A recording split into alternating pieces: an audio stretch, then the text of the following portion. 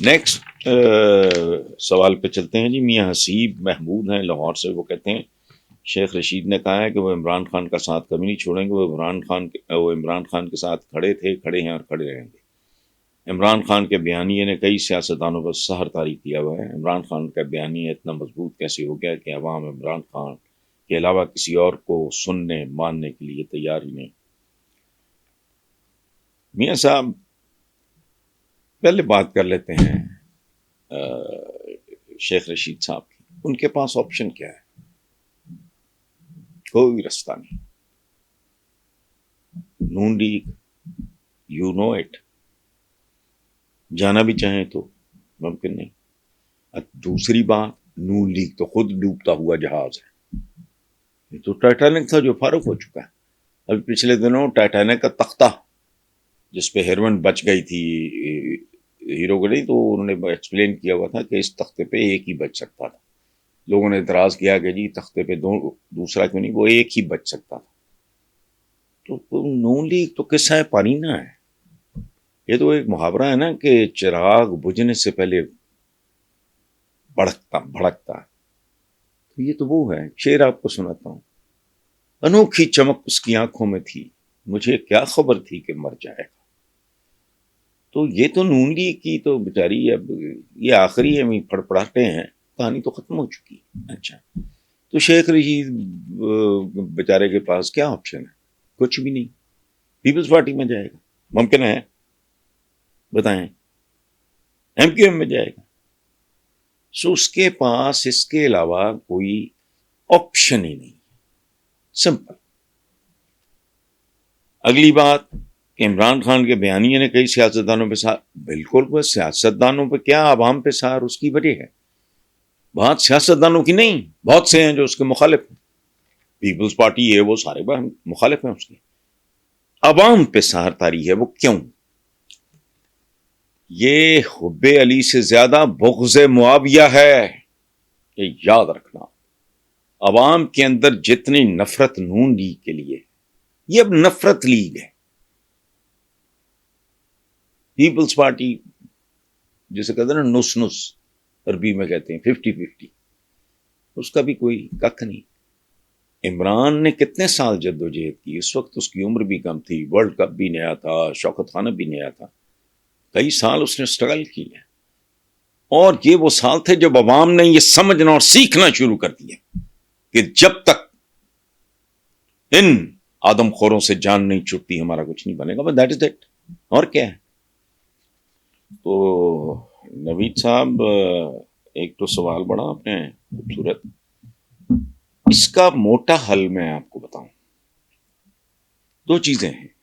ایک طرف آپ نے کہا نا کہ ایران امریکہ, یہ اب امریکہ کی ریپلیسمنٹ پاکستان اب ماشاءاللہ اس کی شکل میں, چائنا کی شکل میں ڈھونڈ رہا ہے. کیونکہ ملازموں کو مالکان کی ضرورت ہوتی ہے. ادھر سے نوکری کے چانسز اگر ذرا کمزور تو خطرہ پڑ رہا ہے, تو کسی اور کی چاکری کر لیں گے. ان کو ایک بات کی ویسے ہوش نہیں ہے کہ سپر پاور جو ہے نا, وہ ہزاروں میل دور بھی ہو تو عذاب ہی ہوتی ہے.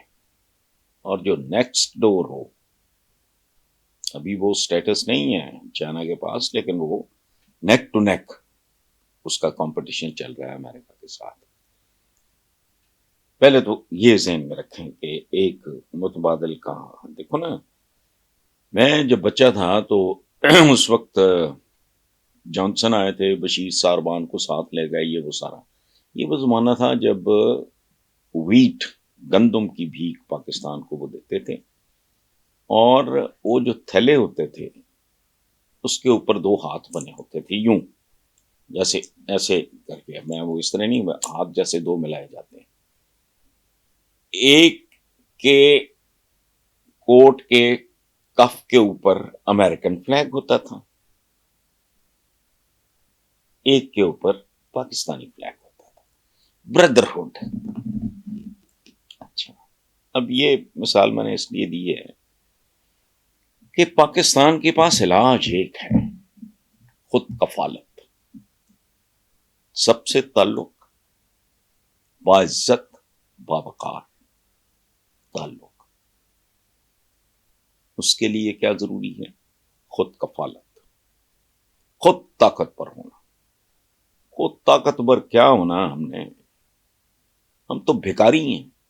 میں کہہ رہا ہوں ٹو بی سیلف سفیشینٹ، اپنے قدموں پہ کھڑا.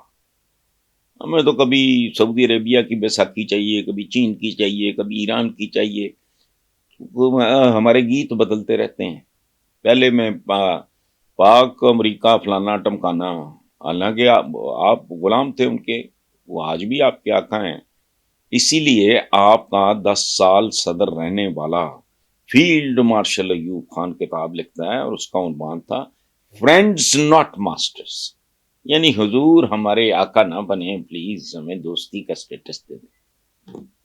یہ ایوب خان نے لکھی تھی، آپ اندازہ لگائیں. سو ادروائز کل چائنا کا ہوگا تو پھر کسی اور در کے سوالی بن جائیں گے. اور کچھ نہیں. حل ایک ہے کہ آپ اپنے قدموں پہ کھڑے ہوں، آپ خود کفیل ہوں، آپ طاقتور ہوں. اور خود کفالت سے مراد یہ نہیں ہے. انٹرنیشنل پالیٹکس میں ایک دوسرے کی ضرورتیں پڑتی رہتی ہیں. ہم گھامڑ قسم کے، ان پڑھ قسم کے، جاہل قسم کے لوگ ہیں، ہمیں ٹیکنالوجی چاہیے. ہماری تو افواج پاکستان کے پاس زیادہ تر، جو میرا علم ہے، وہ امریکن ہے، اسلحہ بسلح ہے یا F-16 یا جو بھی ہے. تو خود کفالت. ادروائز آپ کے آقا بدلتے رہیں گے. ایک آقا ہوگا جو ذرا سخت گیر ہوگا، کوئی آقا ذرا نرم گیر ہو سکتا ہے. اس سے زیادہ فرق نہیں پڑے گا. ایک ایسی قوم جس کا سب سے بڑا آزادی کے بعد مسئلہ 76 سال کے بعد ہے روٹی. ڈوبی مرو. میں نے پچھلے دنوں ایک اپنے پروگرام میں کہا تھا کہ میں نے آج تک کسی آوارہ کتے کو بھی بھوکا مرتے نہیں دیکھا. پاکستان میں پاکستانی بھوکے مر رہے ہیں. اس سے آگے کو بات ہے